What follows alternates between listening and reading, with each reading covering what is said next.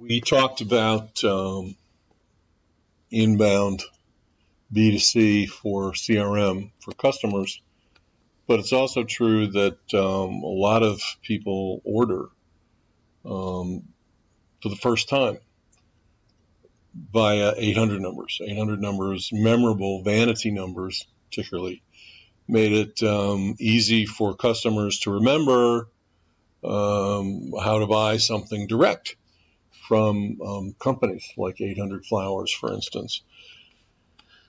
And AT&T, again, invented these 800 numbers. They are basically toll-free, collect calls, and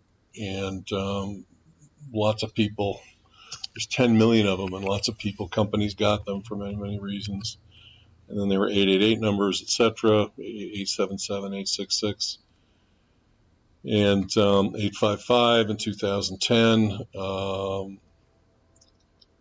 and even with cell phones, 800 numbers are still popular. And then, as I say, vanity numbers were like 800 Flowers, 800 Mattress. I don't think 800 Mattress actually exists anymore. I did a little business with them at one point. They were based in Long Island City. It was a private company. Napoleon Berrigan was the name of the fellow who owned the company. He was a very nice fellow, but I think they got him for tax evasion and a few other things. But there were lots, you can think, there were lots of 800 vanity numbers. And by the way, 800 Flowers really jealously guarded that number, the whole value, when Jim McCann, the guy who still owns the company, was starting in the flower business with a few flower shops in the New York City area. He was getting orders from this thing called 1-800-Flowers. It wasn't a .com in those days. And he stopped getting orders, and he did some research. He flew to Texas, where the company was based, and he bought the company on the cheap, really just for the phone number. And it's a brilliant concept. The 800 number is the power of the company. And he was also one of the first e-tailers, one of the first retailers. He was already a direct retailer, but he was one of the first on the internet. So a very, very smart company, that one. 800 numbers and the power of 800 numbers for ordering. And of course, this is a point that we've already made here today, but just to repeat it, web and 800 number phone call to call an operator is a great combination. So you find what you want on the web. You can look at the arrangements. You can look at the candy or whatever you want to buy, the fruit basket from 800 Flowers, and then you can certainly finish your order online. But if you have questions or you have some concerns about doing that, you can just call 1-800-Flowers, and an operator will pick up, and you can finish your order with the operator. It's a great combination for e-tailers. But once again, the phone, inbound, B2C calls. I just want to say a couple of words about chat.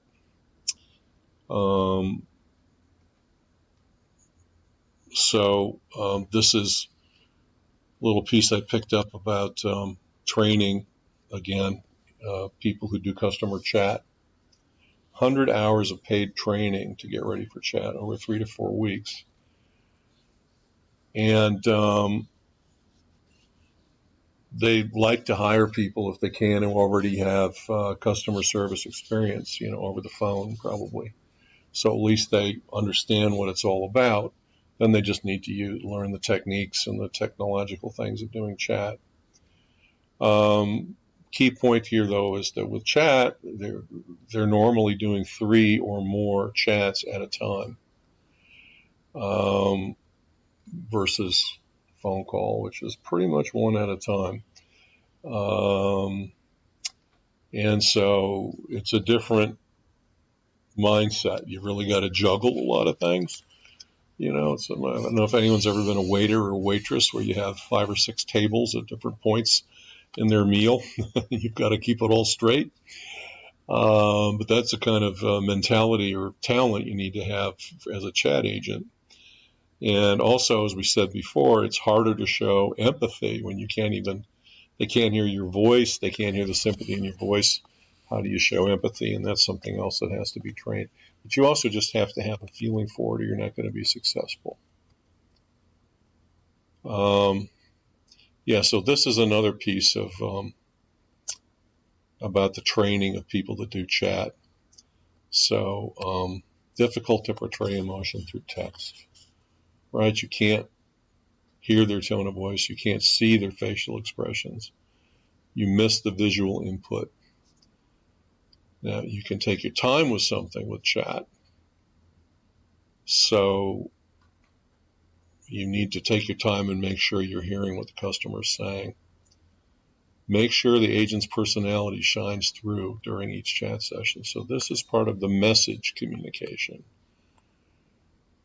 Personality shows through almost, well, okay, so you're trying to be a person. You don't want to come across as a robot, because there are robot chats too. You want to make sure that they know you're a person. Quality of impression. What is the quality of the impression with a good consumer chat? What's the quality of the impression for a live and in-person sales call or customer service interchange? What's the quality of the impression of an on-the-phone live chat versus, or live talk, on the phone versus a chat? Difference in quality of impression, right? Each one getting live and in person's the best, live on the phone, talking, audio, and then chat.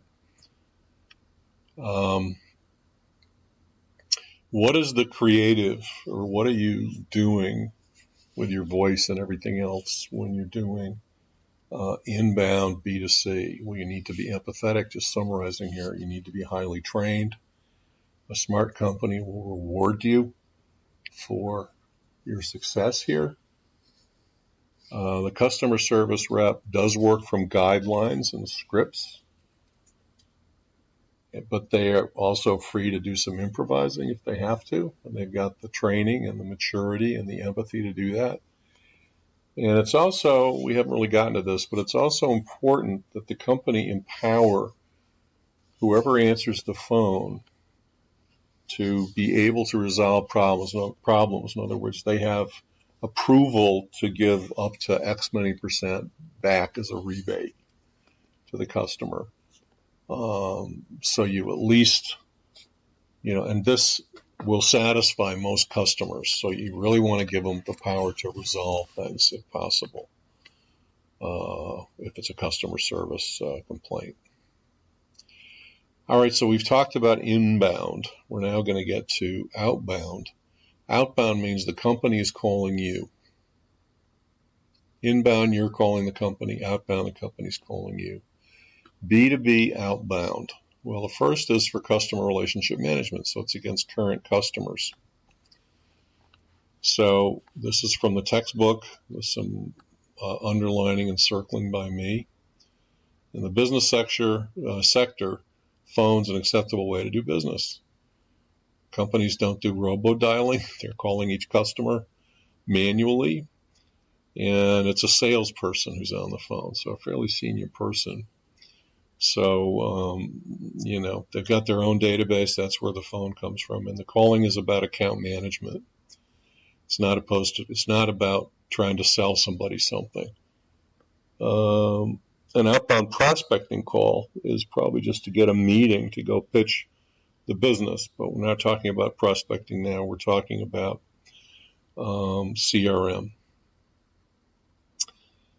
Okay. Now, Salesforce.com is a big software company. It's CRM software for B2B. And it captures the complexity, as you see, multi-level nature of corporate decision-making. Has fields for corporate and personal info, including phone numbers that dial and detailed information to help the sales rep prepare for the client phone call. So this is how the database, if you will, the CRM platform, this is just a screenshot of a page. This would be if I was a sales rep and I was about to call Bob Smith, I've got his phone number there. And this is I can press a button and I can call his number, which they've X'd out. I could also, by the way, look up case comments over here on the right at the bottom, where I could look at past phone calls, where I've summarized the phone call. I can see what I talked about the last 2 or 3 times we spoke. I could look up attachments. Here I might have this contract that his company did for me with my company, where I could pull up, well, when does that contract renew? I could click and pull it right up. Very handy for talking with Bob.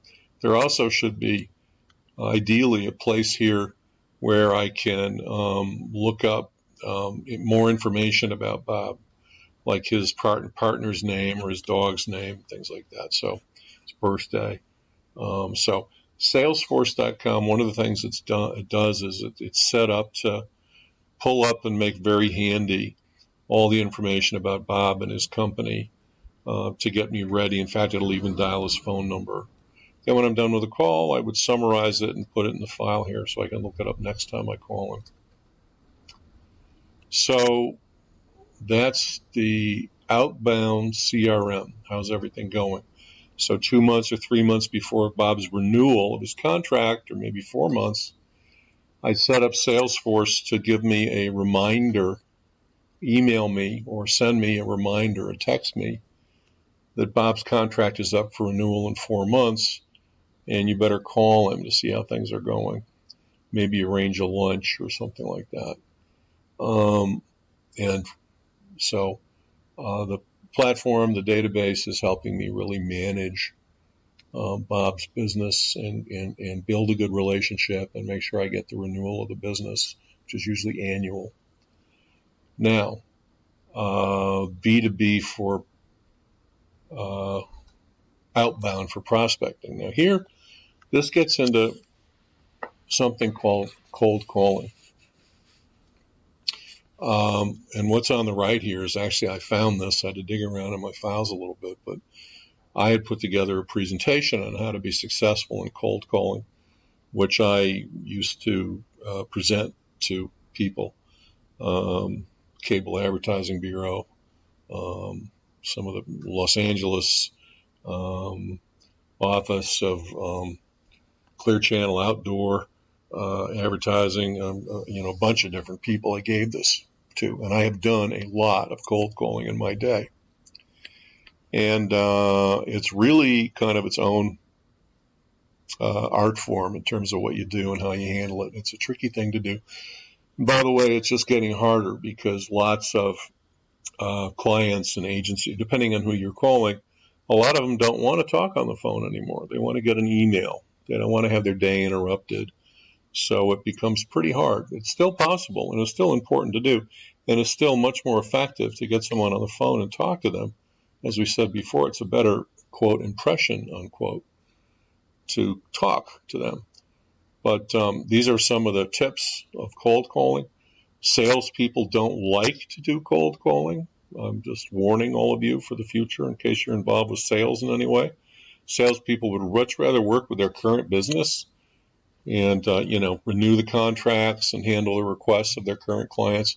It's uncomfortable to get out of that comfort zone where people already know you and like you, to knock on doors around the neighborhood, right? Like the door-to-door salesman does, only to have, most of them slammed in your face.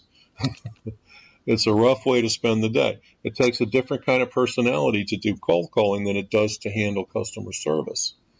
I mean, it takes someone who's a driver, maybe, for one thing, someone who'll just punch through and just make the number of calls they need to make and book the number of meetings they're supposed to book.